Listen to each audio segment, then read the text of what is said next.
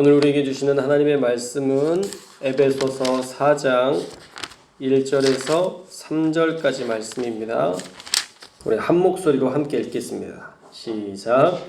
그러므로 주 안에서 갇힌 내가 너희를 권하노니 너희가 부르심을 받은 일에 합당하게 행하여 모든 겸손과 온유로 하고 오래 참음으로 사랑 가운데서 서로 용납하고 평안에 매는 줄로 성령이 하나 되게 하신 것을 힘써 지키라. 아멘. 오늘은 교회의 연합을 당부하는 바울이라는 제목의 말씀을 나누려고 합니다. 에베소서 4장 1절에서 16절까지는요, 그리스도의 몸인 교회가 어떻게 연합해야 되고 또 어떻게 성장해야 되는지를 다루고 있습니다. 공동체 안에서의 생활을 어떻게 해야 되는지 알려주고 있습니다. 그리고 4장 17절에서 6장 20절까지는 그리스도의 몸된 교회, 또 그 안에 소속된 개인이 어떻게 살아야 되는지 개인의 삶에 대해서 다루고 있습니다. 그래서 오늘 본문은요, 그리스도의 몸인 교회가 어떻게 연합과 성장을 이루어야 하는지 보여주고 있어요. 1절 말씀에 보면요, 이 연합과 성장은 사도 바울이 간절히 원했던 바입니다.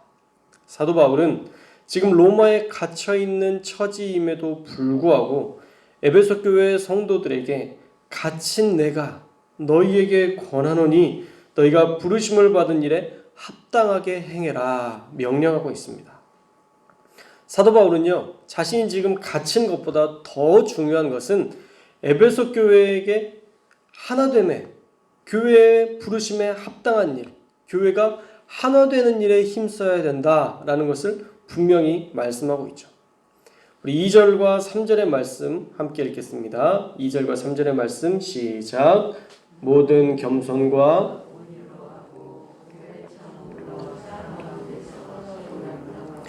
평안에 매는 줄로 성령이 하나 되게 하신 것을 힘써 지키라.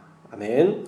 자, 이 본문에서는요, 하나 될 수 있는 방법을 자그마치 7가지로 나열하고 있어요. 겸손, 온유, 오래 참음, 사랑, 용납, 평안, 힘써 지킴. 얼마나 부단히 애를 써야 교회가 하나 될 수 있는지를 사도 바울은 잘 알고 있었기 때문에 하나 되기 위해서 어느 것 하나도 놓치지 말라라는 의미로 7가지나 되는 교회의 일치를 위해 힘써야 되는 방법을 제시하고 있습니다. 첫째로는 겸손이죠. 나보다 남을 낮게 여기는 것이 겸손인데, 우리는 공동체의 누구라도 무시하지 말고 나보다 나은 존재로 여기며 상대를 존중해야 합니다. 그것이 하나됨을 지킬 수 있는 방법이에요. 누군가를 무시하기 시작하면 우리는 결코 하나 될 수 없어요. 어떤 사람이 무시당했는데 어떻게 그 사람이 존중이 나올 수 있겠어요? 무시하게 되면 또 무시하게 돼요. 그러나 우리가 마음을 돌이키고 존중하고 존중하면 그 사람의 입에서도 우리를 존중하는 일들이 나온다라는 것이죠. 그래서 교회는, 우리 교회 안에는 겸손히 나보다 남을 낮게 여기는 일들이 날마다 일어나야 될 줄로 믿습니다. 둘째로는 온유입니다. 이 온유라는 말의 원어의 뜻이 되게 재밌어요. 이 온유란 말은요, 길들여진 야생마라는 뜻입니다. 길들여진 야생마. 원래부터 온순했던 것이 아니라 훈련되어서 온순해지는 것이 바로 온유의 헬라적 의미입니다. 그러니까 우리의 거친 생각과 어떤 불안한 마음들을 계속적으로 훈련하여 다듬어 가야 되는 것이죠. 이게 다듬어지면요, 기가 막힙니다. 온유의 뜻이 길들여진 야생마라고 말씀드렸죠. 야생마가 길들여지기만 하면요, 웬만한 경주마보다 훨씬 뛰어난 능력을 갖게 됩니다. 그래서 우리의 성품도 길들여야 합니다. 우리가 가진 성품을 어쩔 수 없는 것으로 놔둬버리면 안 되고요, 우리는 우리의 성품을 날마다 길들여야 돼요. 우리가 매주 찬양하잖아요. 예수님의 성품이 나의 인격이 되고 그래야 돼요. 예수님의 성품이요 나의 인격이 돼야 돼요. 우리가 그 일을 향해서 한 걸음 한 걸음 전진해 나아가다 보면 어느 순간 그 사람 온유해 라는 이야기를 들을 수 있게 된다는 거죠. 우리가 사실 누구에게 칭찬받기 위함이 아니라 교회의 일치, 교회의 하나됨을 위해서 우리는 온유라는 성품을 매일마다 훈련해야 된다라는 것입니다. 셋째로는요, 오래 참음이에요. 오래 참는다는 것은 끝까지 참아내는 것을 이야기하는 거예요. 한두 번 참다가 폭발하는 게 아니라 여러분에게 제가 말씀을 준비하면서 이게 해답이 될 수 있겠다 싶더라고요. 자, 한번 따라해 볼까요? 오늘만 참자. 매일 오늘만 참으면 돼요. 그죠? 내일은 나 안 참아. 나 딱 오늘만 참아줄 거야. 라고 얘기했다가 다음날이 되면 나 내일은 안 참아. 나 오늘만 참아준다. 그렇게 하루하루를 내가 참는 날들을 연장해 주기 시작하면 그러면 우리가 화낼 일이 없다는 거죠. 그게 오래 참음이에요. 지금 당장에 힘들고 어려운 마음이 있지만 내일은 괜찮을 거야 라고 믿고 오늘은 참아주는 것. 그게 오래 참음입니다. 그런 오래 참음이 공동체 안에 있으면요, 그 은혜를 입은 자가 또 참아주게 돼요. 옛날에 우리 선생님이 날 그렇게 참아주셨지. 내가 참 망난이었는데 나를 그렇게 기다려주셨지.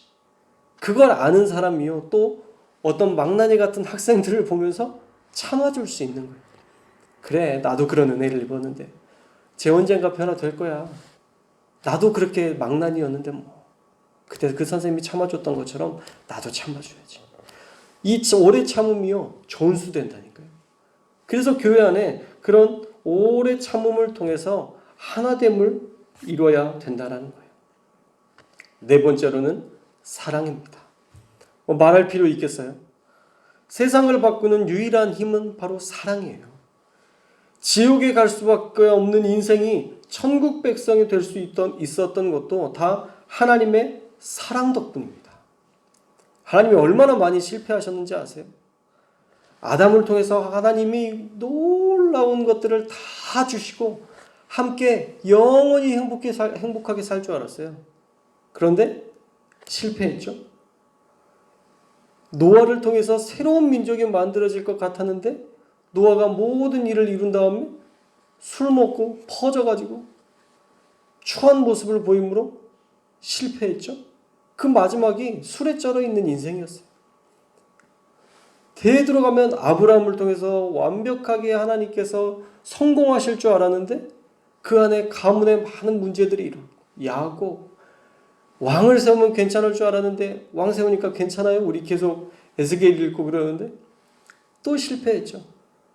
하나님의 역사는요, 제가 요즘 계속 그 바이블 프로젝트라는 그거 보여드렸잖아요. 한번 그 창세기부터 지금 어제 말라기까지 다 봤거든요. 쭉 봤는데 하나님의 실패의 연속이에요. 사람을 믿었는데 배신당하는 것의 연속이에요. 그런데도 하나님은요 늘 그 안에 당신의 언약을 주세요. 지금 너희는 그 못할 수도 있어. 그런데 언젠가 메시아가 오시면 너희가 너희의 마음에 굳은 마음이 다 사라지고 부드러운 마음으로 바꿔주셔서 너희가 변화될 수 있어. 너희 가운데 하나님의 회복이 있을 거예요.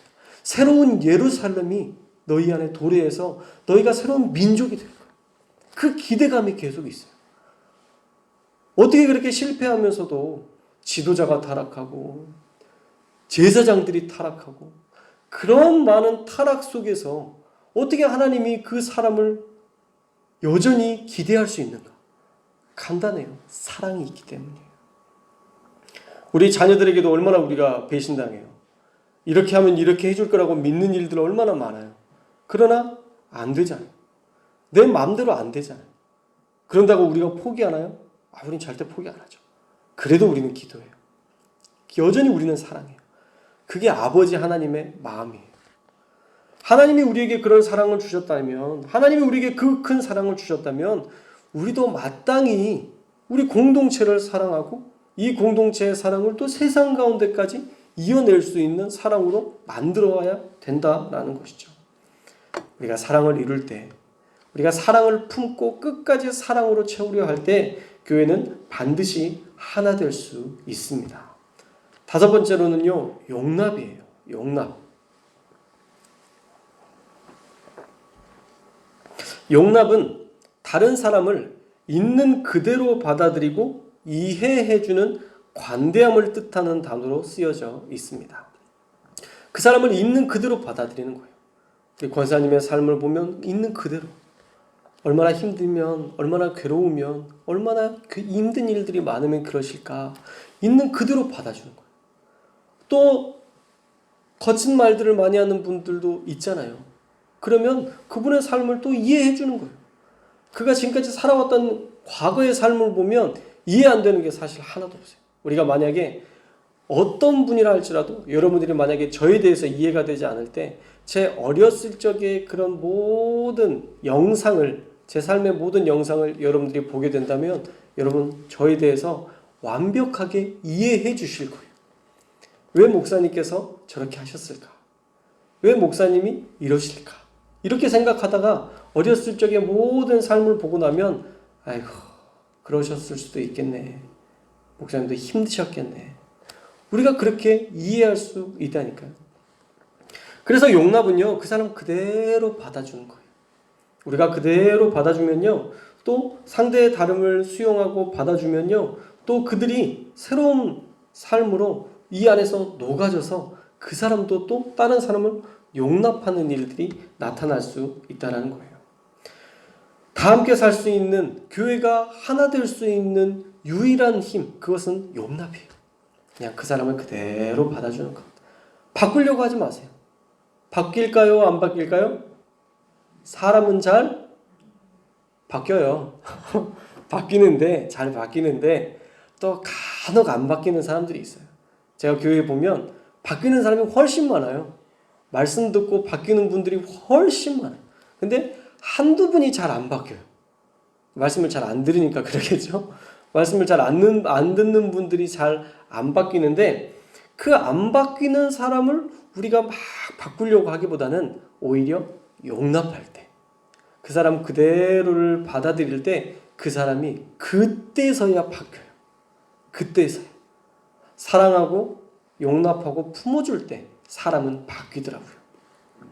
우리 교회도 그런 용납의 힘이 넘쳐나서 사람들을 바꿔내는 힘, 우리가 억지로 바꾸는 게 아니라 사랑으로, 용납으로 바뀌어지는 역사들이 있기를 축복합니다.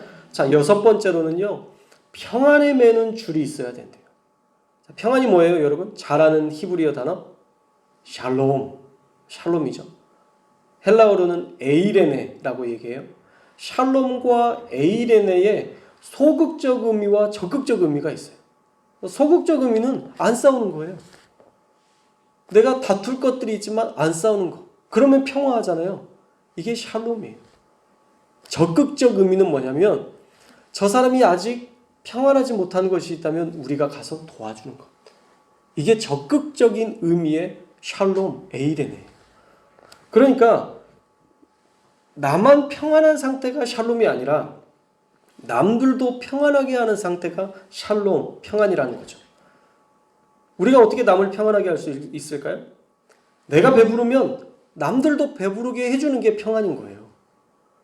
내가 잘 먹고 살면 혹시 우리 주변에 못 먹고 사는 사람들이 있나 살펴보고 그들에게 도움을 주는 것. 그들도 배부를 수 있게 만들어주는 게 평안이라는 거죠. 그러니까 우리가 만약 다툰다면, 누군가와 싸우게 된다면 우리는 결코 샬롬을 이룰 수가 없어요. 왜냐? 이것은 소극적으로든 적극적으로든 내가 그 평화를 깨뜨린 것이 되기 때문에. 그러므로 우리는 다투지 않아야 됩니다. 우리는 절대 다투지 말아야 돼요. 싸워서 좋을 일은 하나도 없어요. 여러분, 교회에서 싸워서 이겼어요. 하나님이 네가 승자다 막 칭찬해 주실까요? 한 번도 하나님은 저에게 교회에서 싸워본 적도 없지만 그거 잘 싸웠다고 얘기해 주신 적이 없어요. 항상 저에게는 하나님 싸우리까 말리까 제가 새벽 기도에 하나님 앞에 그렇게 기도할 때에도 하나님은 네가 참아라, 네가 기다려라, 늘 저에게 그렇게 얘기하셨지. 그래, 오늘은 싸워라, 피 흘리기까지 싸워라, 내가 너를 도와주마. 하나님은 절대 저에게 그런 음성 들려주시지 않더라고요. 우리는 다투지 않아야 돼요. 다투는 것 자체가 다른 사람의 평안을 빼앗는 거예요. 나봇의 포도원 사건처럼 남의 것을 빼앗아 취하는 것으로 남의 평안을 우리가 빼앗는다면 아합이 하나님께 심판받았다는 것 우리가 기억하고, 반드시 하나님의 신원, 복수하시는 하나님을 경험하게 된다는 것을 우리가 기억하고 다투지도 말아야 되고, 남의 평안을 빼앗는 일들 더더욱이 하지 말아야 됩니다. 우리 교회가 이런 평안, 나도 평안하고 남도 평안하게 만드는 그런 줄로 엮여 있어서 늘 평안을 부르는 교회 될 수 있기를 주님의 이름으로 축원합니다.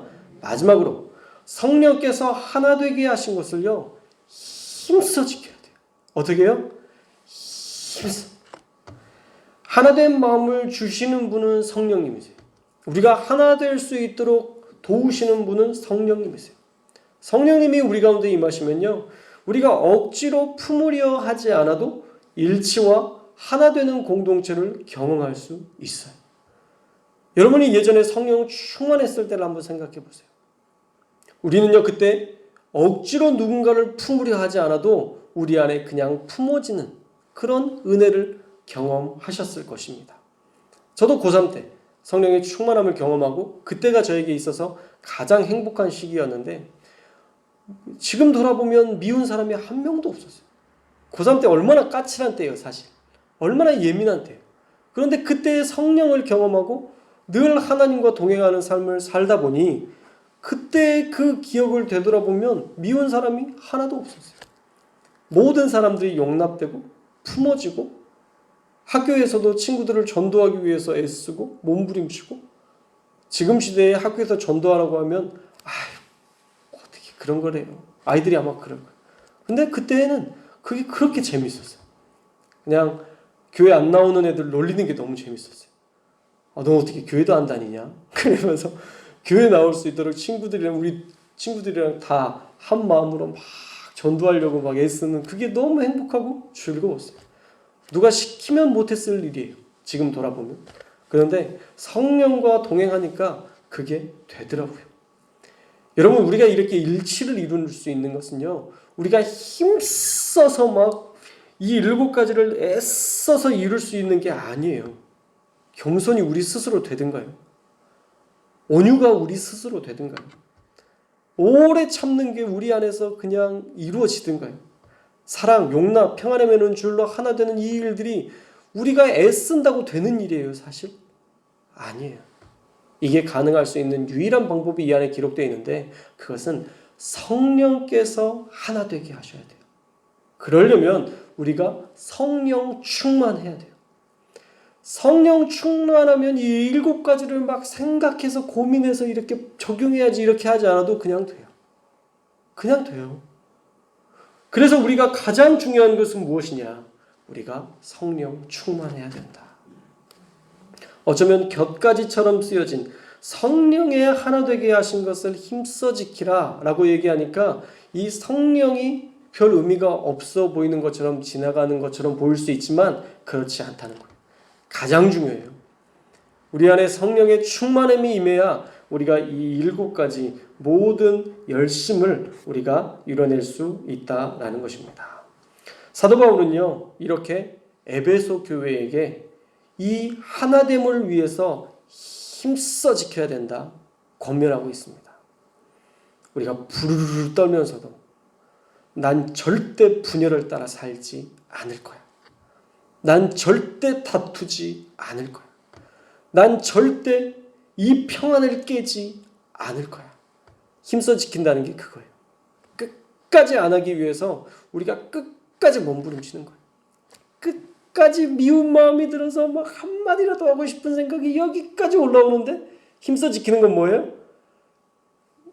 이게 분열이라면, 이게 다툼이라면, 이게 교회의 평안을 깨는 일이라면 난 절대 이 말을 하지 않을 거야. 이게 힘써 지키는 거예요. 사랑하는 여러분, 하나됨은요 그냥 이루어지는 게 아니에요. 그냥 이루어지는 게 아니니까 사도 바울이 7가지나 나열한 거예요. 그리고 성령이 있어야 된다는 것을 분명하게 기록하고 있는 것입니다. 하나됨은 많은 포기와 희생을 통해서 이루어지는 거예요. 사도 바울이 7가지나 나열한 이유도 어쩌면 어떤 도구로든 너희가 하나 되어야 된다. 만약에 이게 안 되면 이것을 통해서라도, 이게 안 되면 이것을 통해서라도 너희가 하나 되어야 된다라는 것을 분명하기 위해서 이렇게 7가지나 강력한 명령을, 그리고 성령의 하나 되게 하신 그것을 늘 인식하고 성령 충만해야 됨을 말씀하는 것인 줄 믿습니다. 바라기는 교회된 우리가 하나 되기 위해서 온전히 힘써서 끝까지 용납하고 사랑하는 교회가 되어서 마침내 하나님이 간절히 바라시는 교회의 일치, 교회의 연합, 교회의 사랑이 넘치는 이 일들이 우리 교회 가운데 넘쳐날 수 있기를 주님의 이름으로 축원합니다.